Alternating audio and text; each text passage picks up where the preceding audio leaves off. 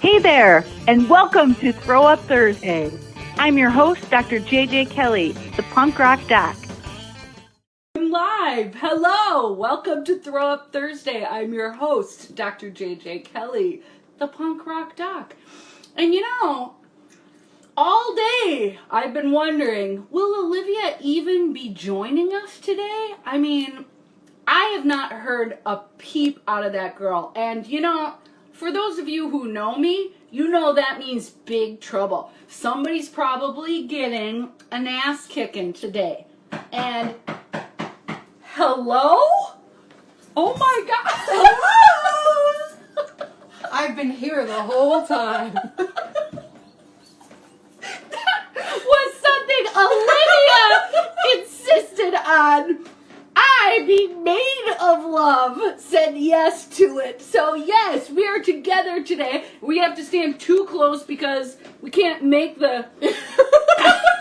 we can't turn the friggin' iPad and make it go the wide way, damn it. Mm-mm. So, you know, we work with imperfection here at Unorthodox Inc.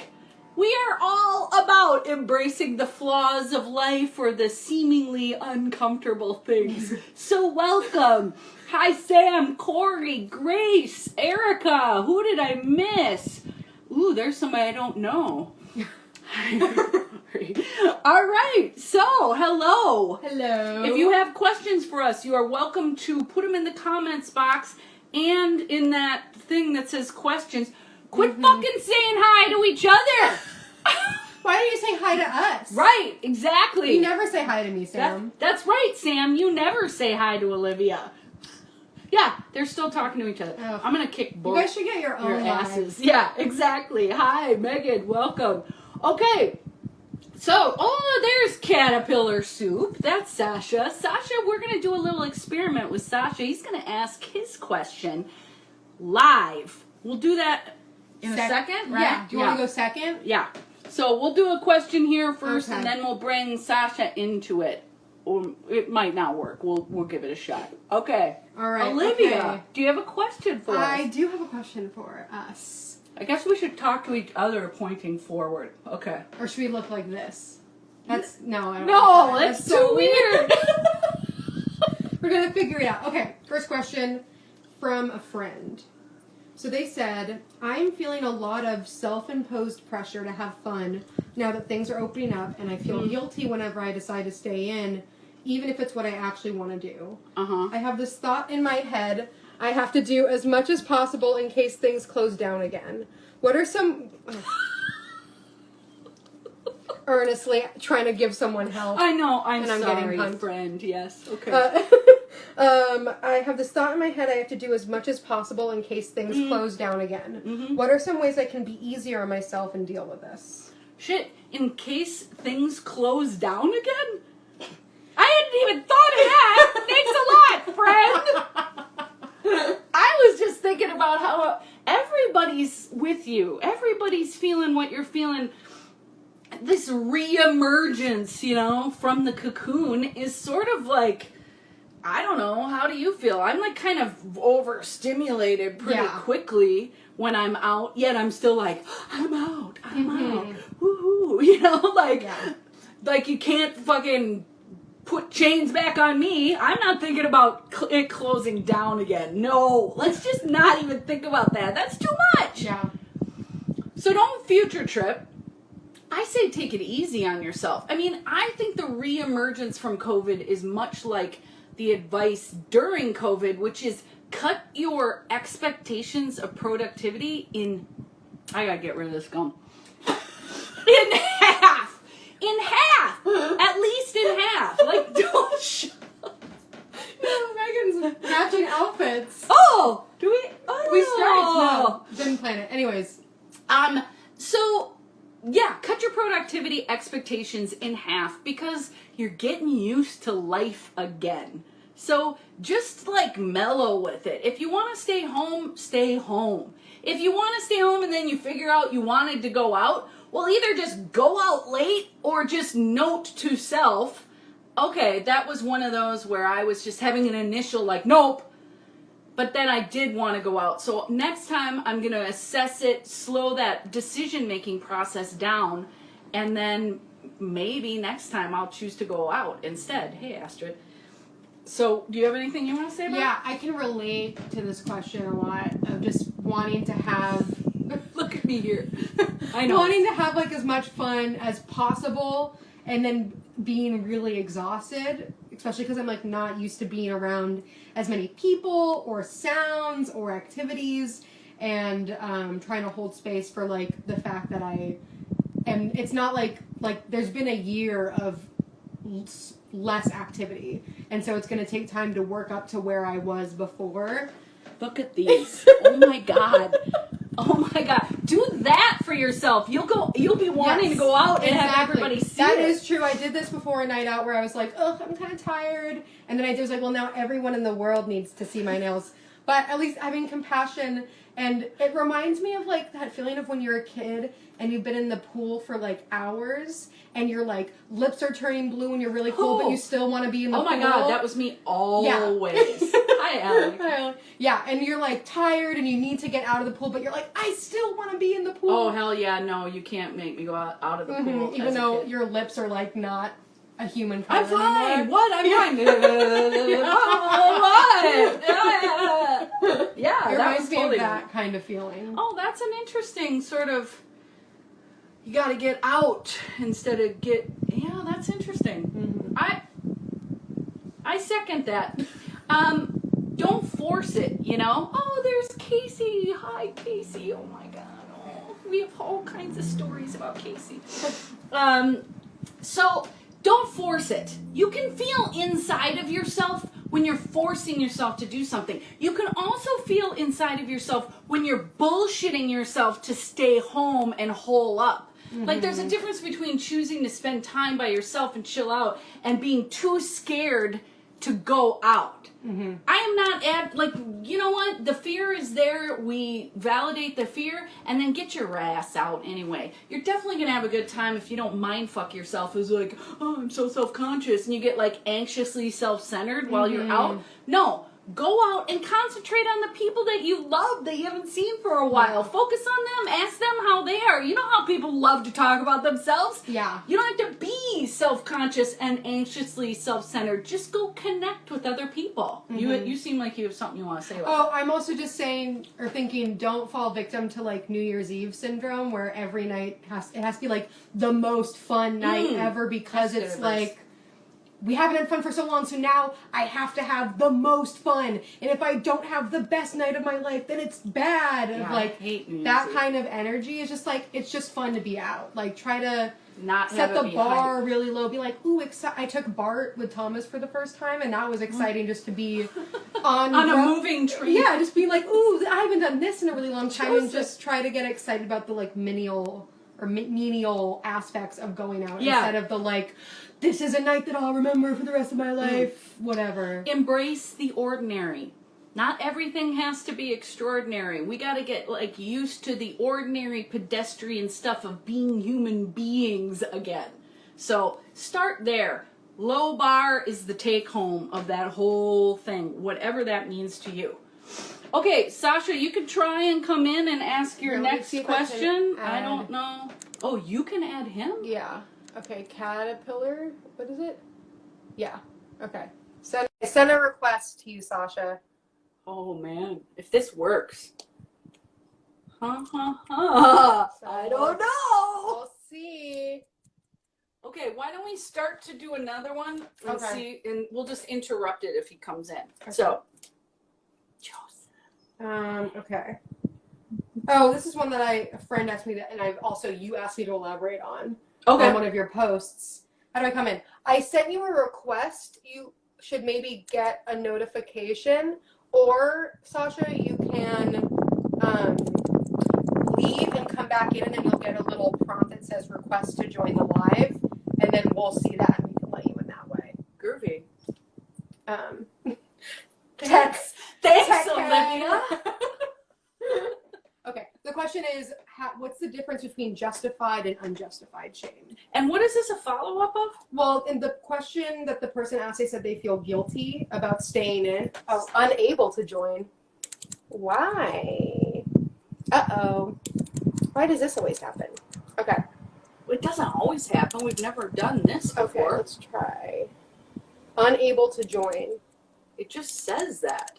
Yeah, that's weird. That makes me want to press one of those other people and see if we can do Sam. Do Sam. Okay. Kate, have you can you send the request again, Sasha? Bummer. I was looking forward to I know, that. that was gonna be fun. We'll figure it out, though. We'll figure it out. Okay.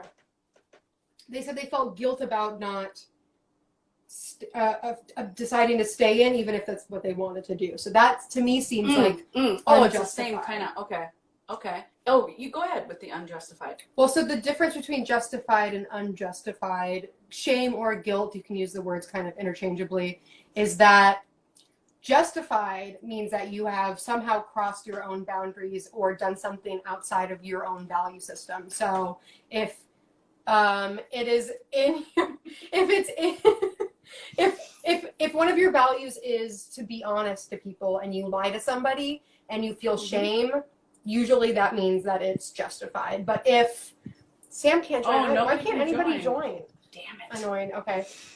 And if you feel unjustified, so that's like if you tell your boss no to something and then you feel shame about it and that doesn't actually cross any of your values or your boundaries, then that's unjustified. And what that means is usually it's fear and you need to do that thing again and again. And if something causes justified shame, yes, exactly. It's not that, let's not call it boundaries. Let's say values. Yes. I mean, you're saying it right there, Sasha. Like, you violated your own values. Yes, you can say cross boundaries, but I think that's too much like psych jargon. Let's just keep it to one psych jargon thing per concept. So if you go against your values and you betray yourself, you're going to feel shame. That makes sense. That's justified because you crossed your boundaries. Unjustified guilt and shame is yes, Sasha. Usually fear about setting boundaries that are according to your values. So like saying no as a way of setting boundaries, and then you're like, oh fuck, I shouldn't have done that. I suck. I'm so selfish. Blah. Negative self-talk, none of which is real, all is conjured, and they're worry thoughts generated by fear. So we try to self-medicate that fear with shame, because somehow if we shame ourselves, we're at least still in control in some way, control being complete bullshit. But everybody does this. So basically, if you don't violate your values, it's not justified shame. So then when it's not justified, you're meant to do it over and over and over again, so you get used to it and you build your tolerance to that unjustified guilt or shame. One layer down, you're building your tolerance to your fear about setting boundaries that you then try to self-medicate with unjustified guilt and shame. If anyone has questions about what I just said, feel free to put it in the comments, because this is pro level, like opposite action-y, like last lesson of the emotion regulation module. So you may not be skilled, you may not have even understood what I just said. So violating your own values. The question, what about people who don't have a strong sense of values? Yeah, what am I supposed to say to that? What if they don't? What about the psychopaths of the world? Yeah, I don't. Now, if you're talking about how, someone who has values, but they just don't know what they are, well, I can certainly answer that. We make a list. We do that. We make a list. We start getting familiar with our own values. And then the second column becomes like, okay, what are the behaviors that go with these values? Mm-hmm. So if honesty is one of your values, the behavior that matches the values might be telling the truth even when it's scary. And then the next column is shit I already do that I know violates my values. So in the honesty case, the third column might be I avoid conflict when I'm afraid. So that's going to be causing actual justified shame and guilt. But if you have those three columns written out, then at least you can prep for next time, even if you fuck it up this time. Values can be tricky. Sometimes the value, I don't want to hurt people, but then my other value, oh yeah, that's a great question. Yes, because sometimes telling the truth does hurt people. It hurts their feelings or whatever. But you know, you have to weigh setting your own boundaries and then how it lands with other people, and you think it through beforehand. Okay, yeah. And you want to check in with yourself. Am I weaponizing the truth? I definitely, you know, I don't know that there's a shrink around or anybody that's gotten, you know, you start learning about emotions and shit like that, and then what do? You use them against your family members. You know inside when you're doing that and when it's a power trip. Mm-hmm. That's different than setting boundaries with someone and then they're like, you know, it hurts my feelings when you tell me that you think my behavior is selfish. Okay. Like, that sometimes is meant to have me back off and take it back. I'm not doing that. If I behaved according to my values and I told the truth and I entered into conflict in a mindful way that matches my values, if somebody tells me that, I'm not going to back off. You know, like, I'm sorry. My words hurt your feelings. I just want to I was nervous about it too. Yeah. I just want to work this out.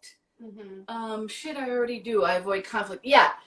So like, look at what your default is. If your default is like saying shit and hurting people's feelings by accident, well, then reining it in a little more might be more in line with your values. If you know that you have a pattern of conflict avoidance, then going toward the conflict early when you're still afraid and not super pissed, that probably is the mindful decision that's going to align with your values.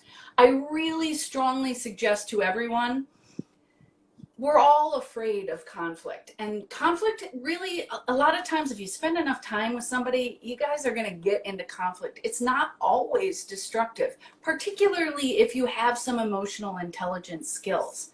So I just don't think that, I fucking totally lost my train of thought when I looked at that plan. Oh my God, totally derailed, completely. It'll come back if it's... dude, it's been a rough couple of weeks. I don't know. Nice. I'll go back to it if I can. I'm going to let it go for now because fuck it. I said enough about unjustified guilt or shame. But your questions are really great, Sasha. And thanks for rolling with it when we couldn't get the camera going. Sasha, do you have another question that you wanted to ask on camera that you can type that we can answer? Or if not, that's fine. But I invite you to ask more if you want. And anybody, too. Thanks for getting that ball rolling, Sasha. Nobody does it on this live, so we appreciate it. It's fun, too. It is fun to go off the cuff. Yeah, totally. Okay. And then, completely lose your train of thought. I'm hot. I'm tired. I was listening, but my brain was not, actively, taking the information in, when it's just like, whoop. Yeah. Well, I get in, that flow place where I don't even know what I'm saying. Yeah, it kind of is like that. Eyes rolling to your head and you become the DBT deity. Okay. So hot. All right, I have one from Astrid. Oh, great. Okay. So they said, my mom got a biopsy, or from a friend. This is from Astrid's friend. Oh, okay.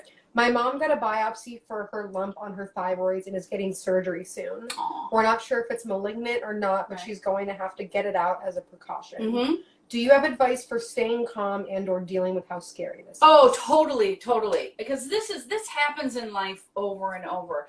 And coming from a medical family, man, I mean, we were just not allowed to freak out at all. It was just completely irrational to do that. And plus you're a wuss because we were in the Midwest. So all kinds of judgments against freaking out over something like this. Obviously, that's not the way to go either. It's the other extreme. With something like this, I'll tell you how I do it and how I advise people to. I'm sure I've done this with you. Mm-hmm. We don't know anything yet. Like, you literally don't have the facts yet. For me, with something like that, I'm like, just get it out of me so that we can get cells and we can figure out what it actually is. And, you know, it gets a little worse before better, because once the biopsy is done, then you got to wait for the actual facts. And that's worse than right now, pre-biopsy. I think that's way more scary, and it's hard. It's hard to just breathe through that, but breathing, deep abdominal breathing is something. But you want to save your strength. Like, you're scared now, absolutely, we validate that, no problem, of course. And you want to do some self-soothe things, take a walk. First, validate your feelings, then coach yourself, use problem-solving skills, breathe. All the problem-solving happens after the validation.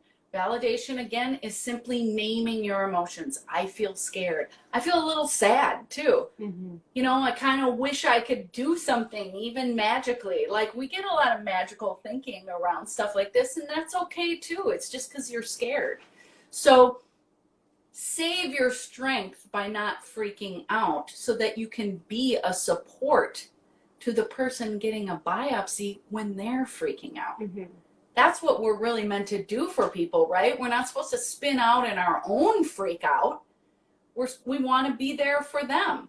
And actually, the generosity of being there for someone else actually regulates your own fear a little bit, because you're getting outside of yourself and you're focusing out here. I'm not saying do it as a way of avoiding your own fear. I'm just saying it's a natural byproduct of focus on someone else and generosity. So you don't want to burn yourself out on the freak out before you even know anything, because it could be worse when you know something. We have our fingers crossed and we're sending energy that it is just some weird cells, which that happens a lot in life. It's weird. As you get older too, weird shit happens. A lot of it is not malignant. So let's just go with that for now, because fuck it, we don't know the facts anyway. So all the docs, everybody on here, we're sending you good vibes, and try to breathe and keep yourself calm for as much of the time as you can. Self-care, tons of water, and just take it easy on yourself in general. I have a visualization practice that I do when I have something that I'm like stressing out about, or like a thought that's repeating through my head of something that I can't really do anything about, where I close my eyes and I imagine like taking whatever thought it is, whatever's like stressing me out, and putting it in a box, and then like walking into a big storage room and like walking up a ladder to a very top shelf and putting it there and saying like, I will deal with you later, but for now you're going to be on the shelf. And as it comes into my head, instead of being like, oh no, I thought of it again, it's like, oh, you sneaky thought. Put it back in the box, do the exact same thing over and over again. And at first it takes a lot, I'm doing it a lot, especially as I'm trying to go to sleep. And then as it goes on, it happens less and less frequently, and it becomes more of like, oh, like, you snuck out again, like, silly, let's put you back there. Oh, that's great. I love the attitude around it too. And you know Olivia has a great imagination, because ain't no way she's climbing up a ladder holding a box without falling. Oh, yeah. In this world, I don't never fall. And I love to put things away also. Yes, very tidy all the time. I love that. And that's a way to use your imagination to your own benefit. We do it so much with anticipatory anxiety. It's like the better imagination you have, the more you can totally freak yourself out by thinking shit up before it happens. Why don't you just do something like that? Because your mind is going to be occupied on something. So you might as well direct it and occupy it on something productive, like a visualization exercise using your imagination. Like, think about what you're wearing. How your nails look as you're climbing the ladder.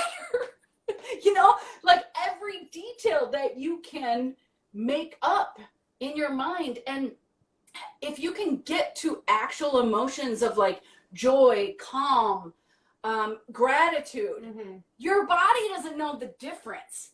So it will calm down as a result of the visualization exercise, and win-win on that shit. So I love that. I've never heard that latter one before. I came up with it during my COVID scare. Because I think you were like, shelf it, and then I was like, all right, well, I couldn't shelf it. Or I had a hard time shelving it, and so I was like, I need extra power behind the shelving. Shelving. Yeah. Which we do say shelve it, like as a distress tolerance skill, distract.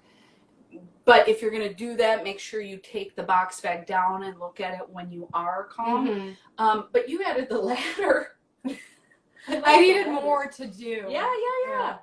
More steps so that you can occupy your mind longer. That's smart. And also, it's so calming when you're like doing like one thing and then you do the next thing and then you do the next thing. It's like each is like a deeper layer in your brain as you're doing it. Nice. Okay, thanks for joining us. Every Thursday, 4 p.m. PST. You're welcome to join us. Ask questions. You can send us questions beforehand too, and we will prepare them. But we hope that Throw Up Thursday had you come barf your problems and leave feeling a hell of a lot better. I know I do. I know I do. See you next week. Get in touch with me, Dr. JJ Kelly, the punk rock doc, at drjjkelly.com.